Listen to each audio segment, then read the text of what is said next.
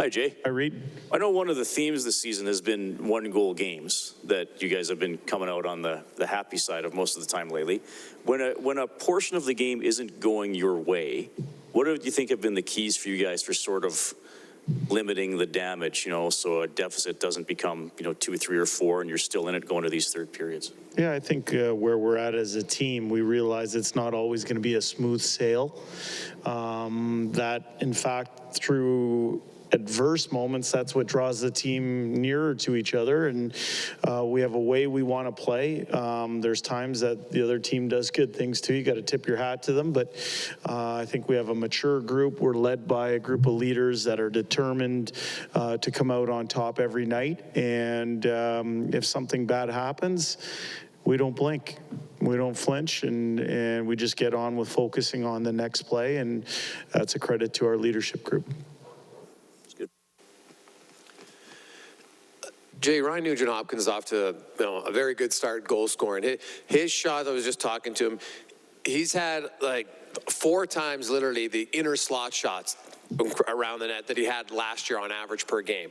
He says it's a little bit maybe because he's playing a little bit more wing, not center, but he said he wanted to make a concerted effort to get to those areas more. Did you have that conversation with him, or is that just something he made a choice of his own? Because it's obviously paying dividends early.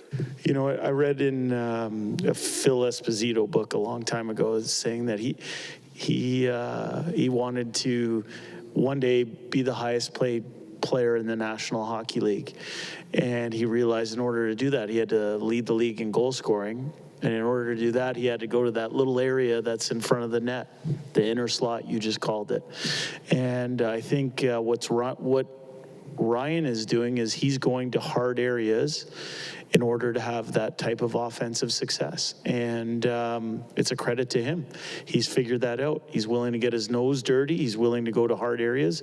He had numerous good chances from that area in the Calgary game. It didn't go in for him, but that didn't deter him from going to that area. And I think it's good advice for any player that hasn't found the offensive success that they want to have. That's where the goals are scored. At the other end of the ice, your team, in this winning streak, you've really limited your goals against 5-on-5, and specifically, dangerous chances. Is that just, the players have talked about sloppy October hockey guys get back up to speed. Was that part of it, or has there been a significant improvement that you've seen from your group defensively? Both. I think the start of the season is always people trying to find their footing.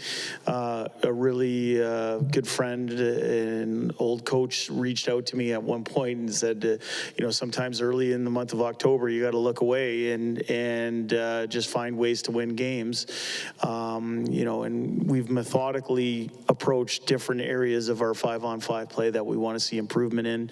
The guys are buying in. It's a credit to our players, putting focus on where we want to improve, and then going out there and executing it. It's a credit to them. You already touched on Ryan Nugent-Hopkins, but Zach Hyman is also another forward to add in that top 6 role. Does the fact that you have 2 guys playing the way that they do, on top of having the obvious of Connor and Leon, just make your top 6 even deeper and really set you up for success moving forward? Yeah, you want to know how I would describe Zach Hyman? And it's probably one of the best compliments I could give any type of player, but I would describe Zach Hyman as being easy to play with, but hard to play against. And, his effect on whatever line he plays on, I think you can see tangible results immediately. And he does a lot of things that don't show up on the score sheet, but are valued by his teammates and coaches as well. So that's where I got that from. Easy to play with, hard to play against. I was the antithesis of that. Hard to play with? Nobody wanted me on that. All right. And I realize the focus is on your team, but you are playing a team that's changed their identity over the course of the last 18 months. I think they led the league in fighting majors. They have a huge 4th line dress tonight.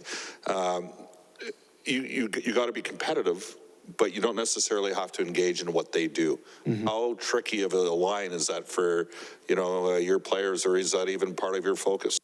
Well, I think what they've done in Nashville, and it's a credit to their management and coaching staff, is they've kind of rebranded themselves, like you said. I think they're an ultra competitive group that is going to test your compete right off the bat, and we better be ready to meet that challenge. I think you asked at the start of your question there about putting the focus on our group. I think that's where we're at, specifically in our year right now, is trying to take steps and build consistency in our team game. We have respect for our opponent. We'll spend some time talking about them, but our focus and where we're putting our import is on building that kind of consistency to our team game.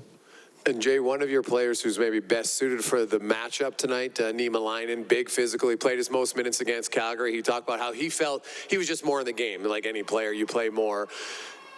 Do you feel that he's one of those guys in a game like that you look forward to as a coach to kind of see how he matches up against certain teams, and this might be?